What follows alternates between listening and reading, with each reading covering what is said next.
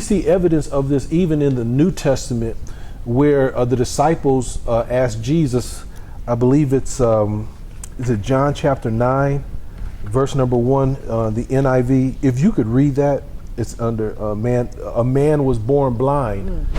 And the disciples said something, they had a conversation with Jesus. Now watch what this conversation was. Okay. John chapter 9 verse 1, it says, as he went along, he saw a blind man from birth. His disciples asked him, Rabbi, who sinned, this man or his parents, that he was born blind? So there had to be some understanding at that time, some understanding that there can be consequences in the children as a result of things that the parents have done. That's exactly right. And Jesus correct, he said, no, in this case, no, this man was born for the glory of God. Right. He was born blind so that God's glory can be seen openly in this generation for a purpose. But the question was he born blind because of something not he did, but his parents did? Yeah. And so they recognize that there is this reality that we have to be that we have to be conscious of, that does influence generations. Now I'm going to ask Gina to read. There's a listing of about 7 or 8 things that are manifestations oftentimes of generational curses. So if you could read, if you could read those. Okay. Generational curses often manifest themselves in the form of poverty, infidelity, illegitimate children born out of wedlock, divorce, pornography, imprisonment, addictions, and etc. So those are, let's stop and think about this, because those are just some of the more major ones. But I mean, there's a lot of different things. You got anger, you got a lot of different things, gluttony, sloth. You got a lot of different things that if you look at a person's household, because one of the things that my father told me in his wisdom, he had a real like street wisdom. There were some things that he would say that later on as you get older, like, man, that was some wisdom. But this is in a natural sense. He told me, he said, listen, he said, if you want to know what your wife will look like in 20 or 30 years, go home and see her mom. He said, that's your wife sitting there. When you go in 30 years, that's what she's going to look, what she is going to look like. And I was fortunate enough when I came home and I saw my wife's mom, I literally had to ask, was her mom there? Because she told me you told me you were going to introduce me to your sisters and to your mom. So when I walked into the room, she started introducing me to her sisters, and I thought I heard she said, also this is my mom, but her mom's very quiet. She doesn't say much. She probably nodded and that sort of thing. And I was just so excited to be meeting the family. To be honest, I really wasn't paying attention to what they were saying their names were. I was just like, hi, how you doing? So we started to leave, and I said, hey, I haven't met your mom yet. And she said, yes, you did. She was sitting there on the couch. I said, no, those are your sisters. You told me, you introduced me to your sister. She said, no, she was sitting on the couch too. So we walked back in, and you told your mom, you said, Mom, Jimmy said that he thought you were my sister. Now, she thought I was trying to be fresh. But literally, she looked so young, I thought that she was like an older sister, one of the sisters. And so sure enough, here we are 30 years later. My baby, a lot of times when my son was in high school, I know I'm getting off base, but I just want to tell the story. But my son would at his high school games, my wife would walk in, and he started getting mad because his friends would ask who was that girl that he was with. He was like, man, that was my mom. And so just like physically, just like my father said, if you want to determine what someone will look like later on in life, look at what's at home. Right. Similarly, you could do the same thing culturally, spiritually. Yes. the mindset. Go home and pay attention to those things.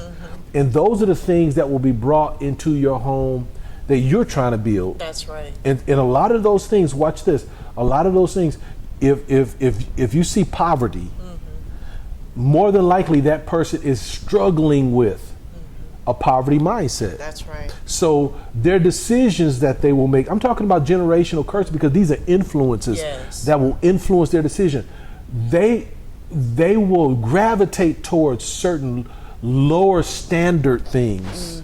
You know, even if they have the ability, because their mind has been trained, there's something there that communicates to them that you're not worth this. Right. If there is infidelity, you know, if their parents are dealing with that issue, and then you find out that their grandparents had the same type of issues, those issues passed down. You need to be, there's something there. Those generations are getting together saying, listen, okay, cheat on your wife or cheat on your husband, step out on them.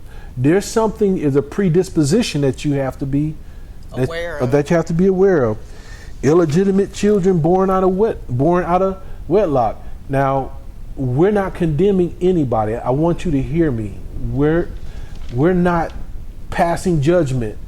What we're saying is factually, you can look at certain things, and if there's no husband in the house generationally, and there's children being produced, you have to look at things. You can't be ignorant. You can't ignore what's obvious. You can't just say, I don't see it, and then expect that won't necessarily be an issue. Right. And if it is, you're gonna have to spiritually address it, and we're gonna talk about how to do that.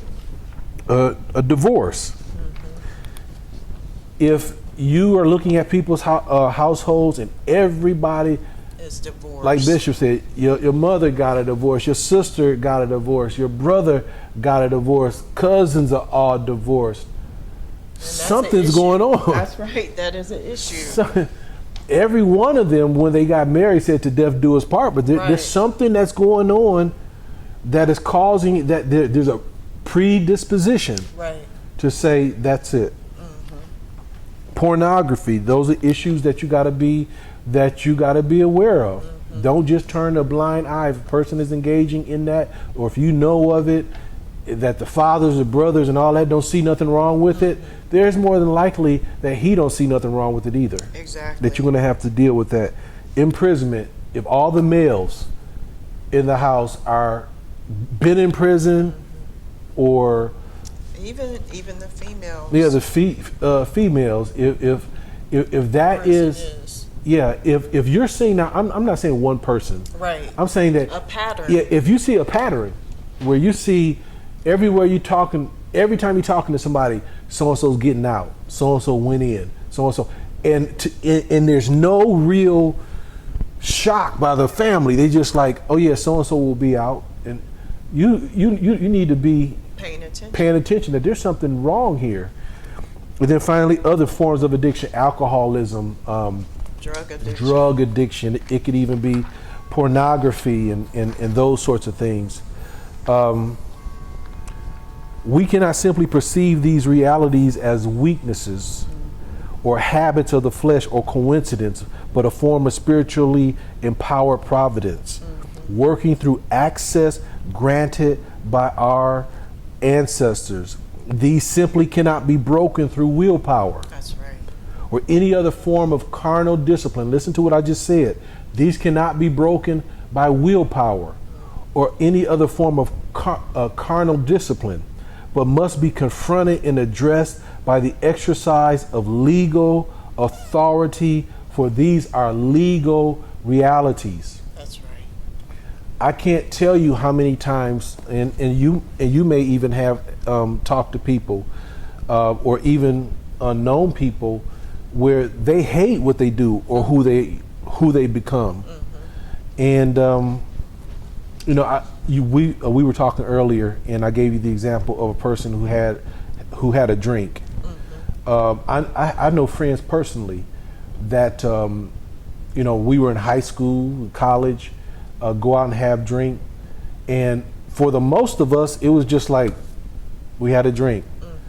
But there was a guy that was actually on our basketball team who transferred. You know him, know who I'm talking about, who drank so much that he actually got kicked off of the team, lost his basketball scholarship because before practice, after practice, in the morning, at night, he was always drinking.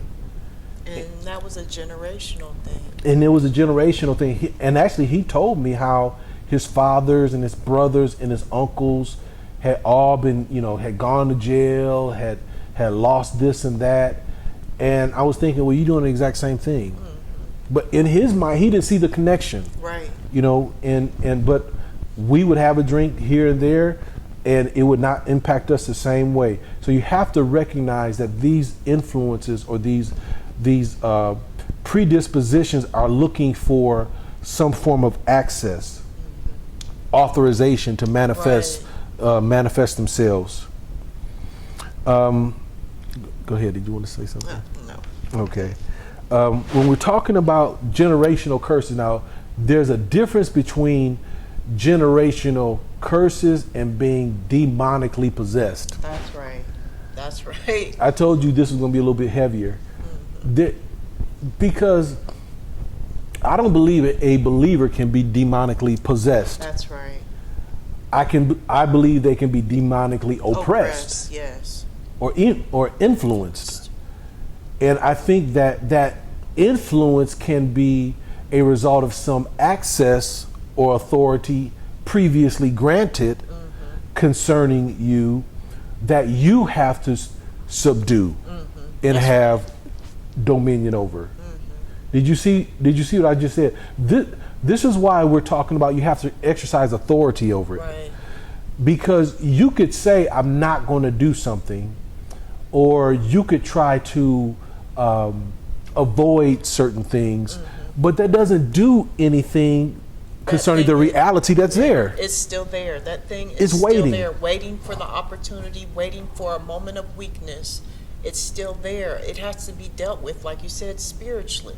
Remember when Cain and Abel, God told Cain to get himself together? He said this. He said, because sin lies await as crouching at the door. Yes. It didn't run through the door. Right. It just didn't overtake him. It's waiting. That's right. It was sitting there waiting for the right moment. And when offense took place, when wrath and anger took place in him, the seed of murder took place in him, sin jumped in and influenced and empowered him to do what he had already received. God told him, it's there. You got to be careful. You're going to have to subdue your emotions. You got to subdue your anger. The reason why he expected it, because it's possible. It's not irresistible. That's right. You just have to exercise authority over it. That's right. And so let's talk about what is a generational curse, because we've given bits and pieces of it. And I'm going to ask Gina to give you a definition of what generation. Now, this is our definition, and it doesn't encompass everything, but I think it's a good summary. Right. Spiritual and legal authority that has been granted access to a person or family, causing failure in an area of life. Look at the definition.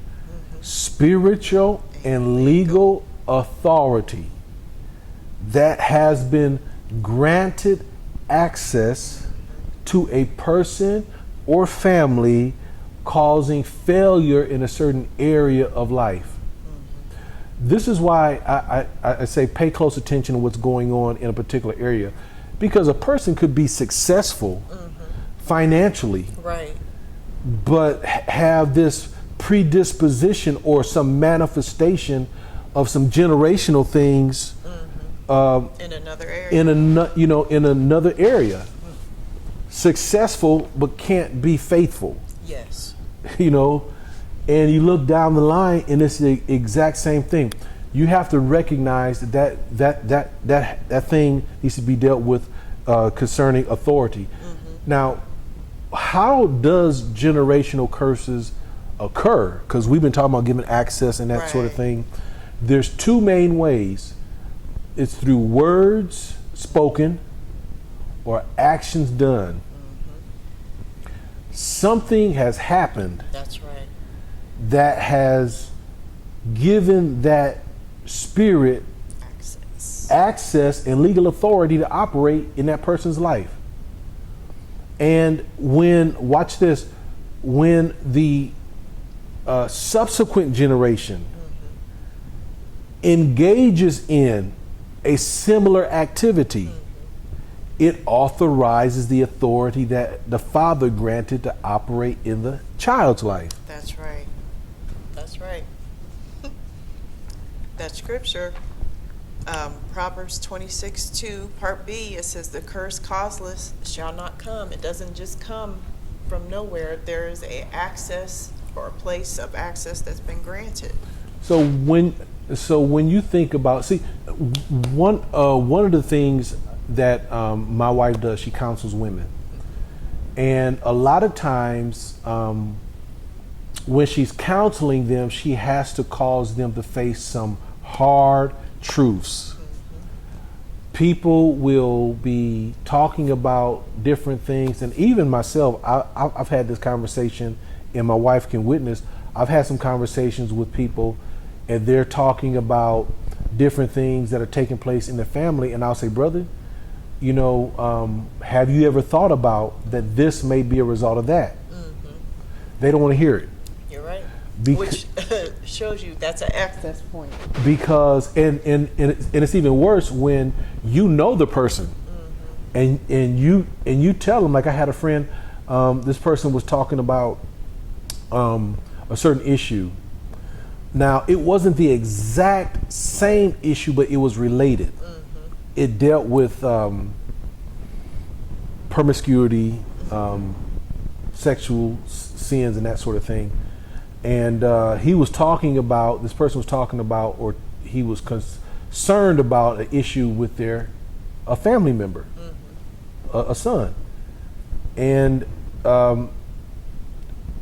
it was evident from my perspective that this is a consequence of some things that you let into your life. Exactly. That now he got exposed to, allowed certain things into his eyes, his ears, and opened that gateway and gave access to himself to that spirit and similar spirits. Right. The Bible talks about when a man cleans his house and the spirit goes out and wanders in dry places, and when he comes back, he says, do you know what? He said, I'm going back to my house. That's right. And the Bible says he recognizes he got kicked out. So the house is cleaned. He comes back with seven worse spirits. He is dealing. He gets other ones that are related, that are more wicked than himself. The Bible says, and he says the end of that man was worse than the beginning. That's right. And so we have to recognize that the manifestation that we see in certain lives are a consequence. Right. I mean, like I said before, my wife counsels women, and she's brutally honest with people. And I used to be like, baby, you can't say that you're gonna hurt people. You're gonna, maybe say it in a different way.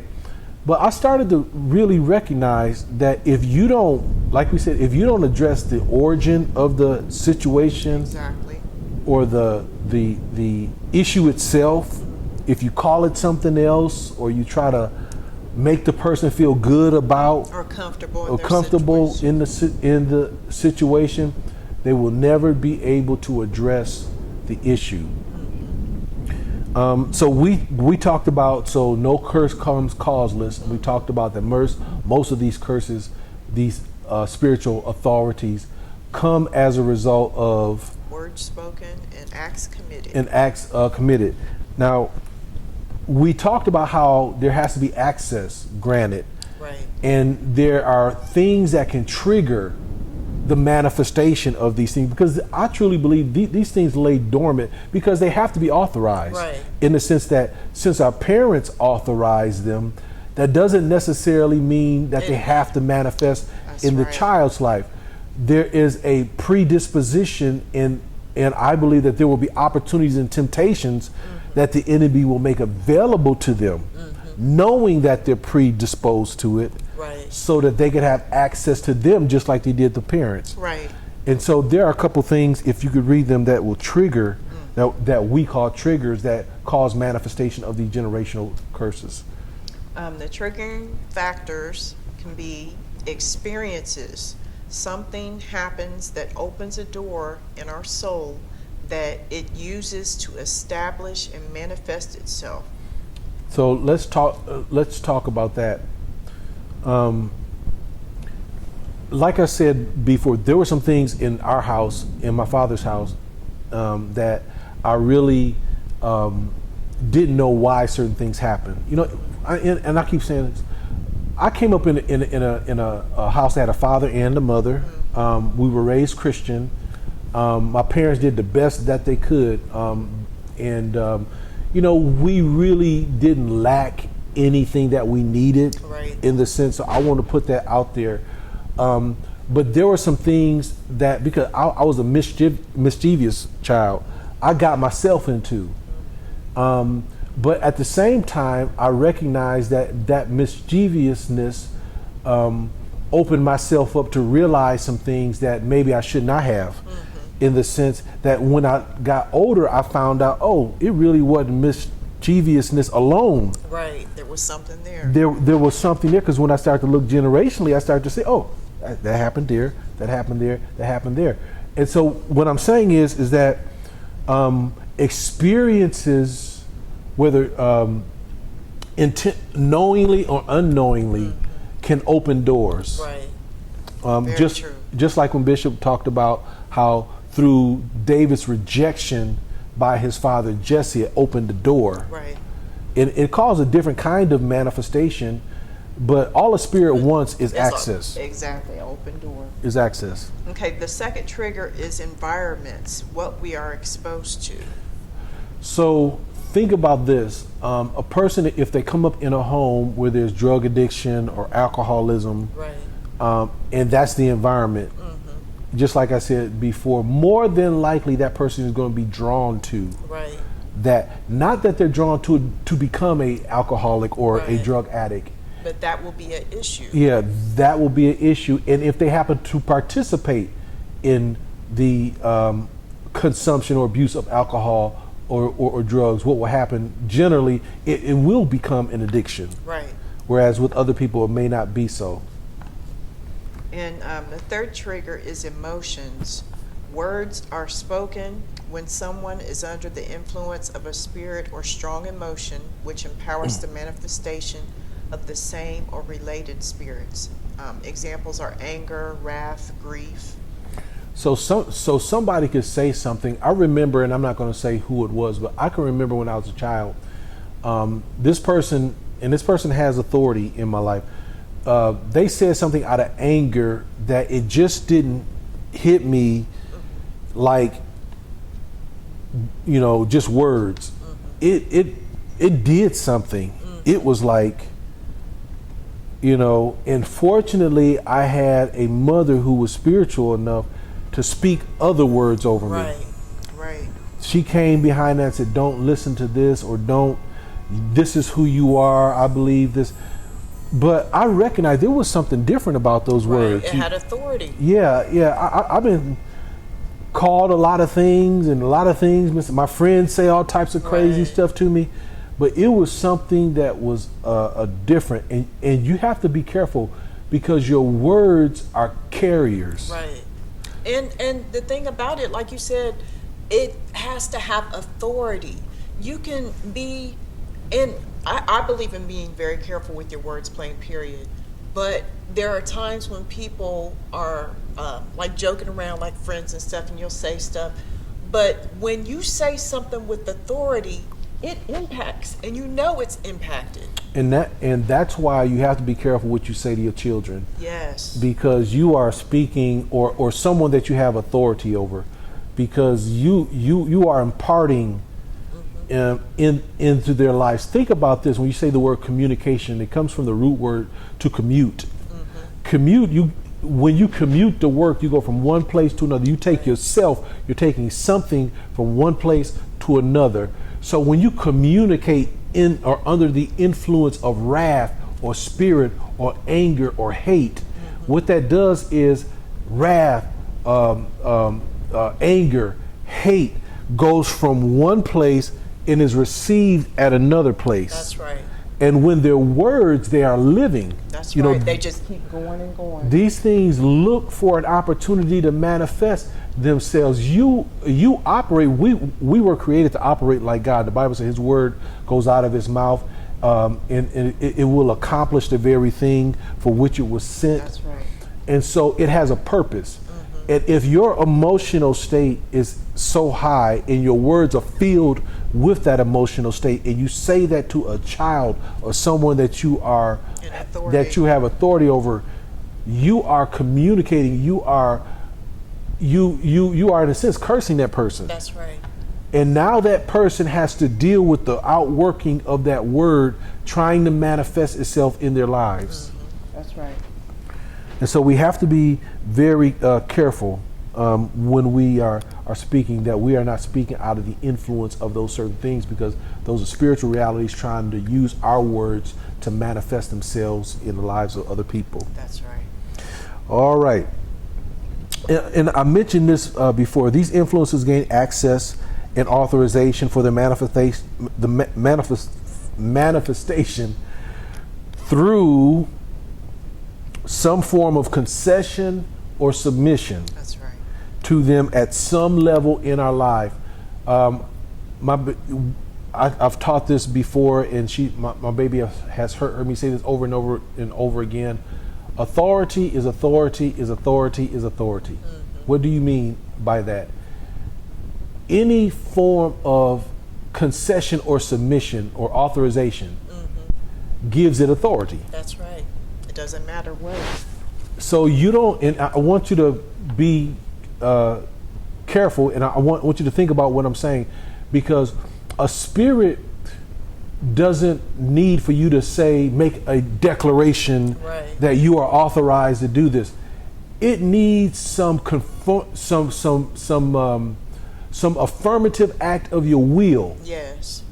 To allow it at whatever level to have authority in your life. It just needs a crack. It just needs a crack. So it's almost like you're saying, okay, you can come into the house, but you have to stand in the doorway, in the foyer. It's in the house. Right. So now it has access to the whole house. And the problem is that once it gets in, that you lose control of it. Exactly. And that's the key. Remember, we said that it requires access or some form of concession. So it's going to ask for permission. Right. It's going to, and oftentimes this happens when we're young. So we receive those things, those generational influences by some concession or act that took place earlier, or we received some words from somebody earlier that have not been addressed. And we didn't recognize them for what they actually were. I mean, when things take place when you're young, it's unless you have someone, like you were saying, your mom spoke opposite words of what the negative words were. Unless you have someone like that, usually that access is granted. I mean, when people are young, unless they've been taught, they don't realize that they have these openings. So it just takes place within people. So a lot of times stuff happens when you're young that it still has to be dealt with, even in adulthood. I mean, think about it. Talk